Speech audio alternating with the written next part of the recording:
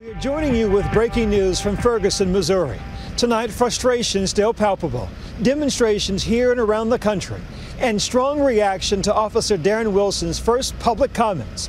That white police officer who shot and killed that black teenager, 18-year-old Michael Brown. Bitter words from Brown's mother following the grand jury's decision not to charge him. We begin with Officer Wilson in his own words, his exclusive interview with our George Stephanopoulos, saying he feared for his life that August day. Yeah, actually it was just a normal day, and I was just patrolling my area.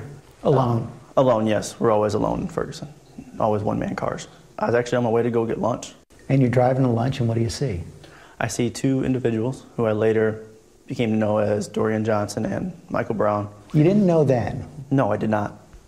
I saw them walking in the middle of the street, single file, on the double yellow line. I had stopped in front of them and let them walk up towards me. But you're still in the car? Yes, I never even put the car in park. I didn't drive. And as they walked up, I had asked Darren Johnson, who was the first one, to walk on the sidewalk. And his reply was, well, we're almost to our destination. And I was like, okay, well, what's wrong with the sidewalk? And then as he passed, he just kept walking, ignoring that, is when Michael Brown came next. And he had exchanged some explicit words with me. He had said, what you have to say. First words to you? Yes. And when I looked at him, you know, as law enforcement, we're always trained to look at people's hands. The hands are what will hurt you. And I noticed that his right hand was full of cigarillos. And it kind of all clicked then. You know, the call I'd heard, I was in the vicinity of where they were going. Cigarillos were in his hand. Darren Johnson was wearing a black shirt. And that's when it hit me that these were the suspects from that stealing. He was aggressive in his manner. Yes. You say, cigarillos in his hand. Did you have any sense that he might be armed? I did not know. I had no idea. Got on the radio and I asked for assistance. What happens next? I had backed up because they had kept walking, ignored everything I had said. You're still in the car? I'm still in the car. I then put the car in reverse and I backed up just past them and kind of blocked the street and them off. And so you're kind of in the middle of the street like this? Yeah, it was like if the street's this way, my car was angled that way. Mm-hmm. It kind of blocked them from escaping, and it just kind of provided a little security for everybody. And I had gone to open the door and get out of the car. And when I did so, as I was opening the door, I said, hey, come here for a minute. And that's when he turned and said, what the are you going to do about it? And slammed my door shut on me. Slam the door shut? Yes. So you're trying to get out. He slams the door shut? Yes. And? Again, taken aback because I've never been trapped in my car, I used my door to try and push him back and yell at him to get back. And again, he just pushed the door shut and just stares at me. So you're staring each other down? Yeah, he stares at me and he's like almost over top of me. It looked like he was trying to intimidate me. And as I look back at him, all of a sudden, punches start flying. He threw the first punch? Yes. He threw the first one and it hit me in the left side of my face. Because, you know, some of the witnesses have said that they saw you trying to pull him into the car. That would be against every training ever taught to any law enforcement officer. Didn't happen? No, it did not. He punched you, and did he land a punch? Yes, he did. The first one that he hit me in this side of the face, right in this area. And then I don't know what or how many hit me after that. I just know there was a barrage of swinging and grabbing and pulling for about 10 seconds. What's running through your head? What provoked such an aggressive response to really nothing out of the ordinary besides a conversation? My goal when I originally tried to get out of the car was to get out and just talk with him for 30 seconds till backup arrived. And then we could investigate the stealing further. I had reached out my window of my right hand to grab onto his forearm because I was going to try and move him back and get out of the car to where I'm no longer trapped. And when I felt it, I just felt the immense power that he had. I mean, the way I've described it is it was like a 5-year-old holding on to Hulk Hogan. That's just how big this man was. Hulk Hogan? He was very large, very powerful man. You're a pretty big guy. Yeah, I'm above average.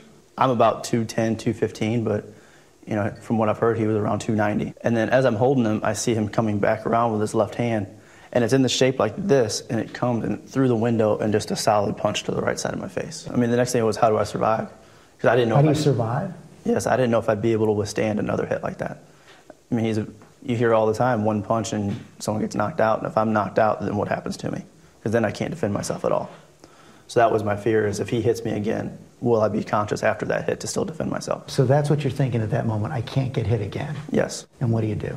I actually went through my progression of how do I get out of this? What do I do? What's my force that I'm allowed to do? And my training just overrode everything you could ever think. I mean, training just kicked in. What did your training do at that moment? At first, I went to mace. But if I would have used that, it would have not only disabled him if it got to him through both our sets of hands, but it would have disabled me. So you go through the checklist, the mental checklist, you rule out mace. Yes. This is all happening in a split second. Yes. And the only option I left was my firearm. So I withdrew my firearm and I Where's your gun at that point? I keep it on my right hip. Mm-hmm. I take it out and I come up, I point it at him. So you're no longer holding on to his arm with your No, right my hand. left hand is now blocking my face and I'm now getting my firearm with my right. Okay, so show us exactly what you did. I was like this and I brought my gun up like that. And when I said, get back or I'm going to shoot you. And then his response, immediately, he grabbed the top of my gun. And when he grabbed it, he said, "You're too much of a shoot me." And when he did that, he had twisted it and put it down into my hip and had the barrel dug into the crease of in my left hip.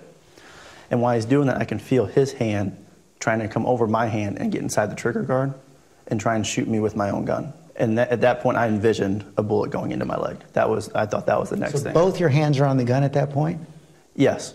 This hand's trying to just get it back, and my right hand was on like the pistol. And his hand's over yours? Yes, it was over top. What do you do? I had managed to wiggle, only a couple inches. I just slide over just slightly, and the force of him pushing down actually slid off the side of my leg, and when it slid off, it's now pointed down at the floorboard. Well, I didn't have enough strength to pull the gun up, and with just one hand, I couldn't maneuver it. So I took my left elbow and locked it into the back of my seat, and I just pushed as hard as I could like this with both my arms. And I ended up getting it to slide up my leg towards my knee. And when it got to, fully outreached, I noticed it was lined up with the silhouette of his body. And that's when I pulled the trigger for the first time. What happened? It didn't go off. The gun was actually being jammed by his hand on top of the firearm. I believe his finger was blocking the hammer from striking the slide. So I tried again, and again another click.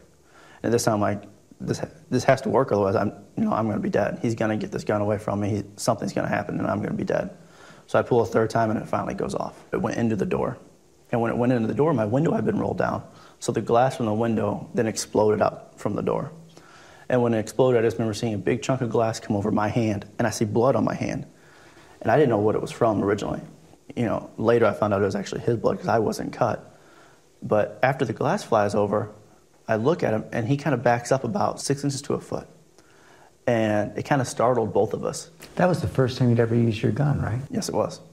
What were you thinking? We were both in shock. That's all. It was shocking having to pull it, but it was also at the same time, it was shocking that this was the only option I had. After I look at him, he's kind of shocked. He gets even angrier. His aggression in his face, the intensity just increases. And he comes back in at me again. And when he comes back in, I just block my face again. And I put my gun up and try to shoot. Well, it doesn't shoot that time either. Now it's jammed again. Again, training just kicked in. I never even thought about this. Just your gun jams your racket, you get a new round in there. And when I did that, I wasn't looking at him. I was just like racket, expecting another hit, and I put my gun up and fired. And after I fired that shot, I look over. He's running. It went off that time. It did go off that time. He starts to run, and I see the dust cloud behind him, and I'm like, okay, I missed. The round didn't hit him. Then I go to exit my car. And when I'm getting out, I use my walkie and I say, "Shots fired, send more cars." And I start chasing after Michael Brown. You sent that radio message, "Shots fired, send no cars," but nobody got it. No. How come? Found out later my radio during all the altercation, which was down on the side, which is where my portable radio's kept, the channel was changed from 1 to 3. That moment before the second shot, you guys are staring at each other, and you said there was a look in his eye like something you'd never seen before. Mm-hmm. You described it as a demon. Mm-hmm. It was a very, very intense image he was presenting. I was so shocked by the whole interaction because this was escalated so quickly from a simple request to now a fight for survival. And it still doesn't make sense to me why someone would act in that way and be so mad instantly, so aggressive instantly. And he then does run away. Yes, he does. How far does he go? I don't know, around 30, 40 feet. At that moment, you've called for help. Yes. Why not stay in the car? He's running away. My job isn't to just sit and wait. I have to see where this guy goes. My goal wasn't to arrest him. My goal was to maintain visual on him. And I was worried. You mean you weren't going to arrest him alone? Not alone, no. I knew I had backup on the way. And then he stops? He does stop.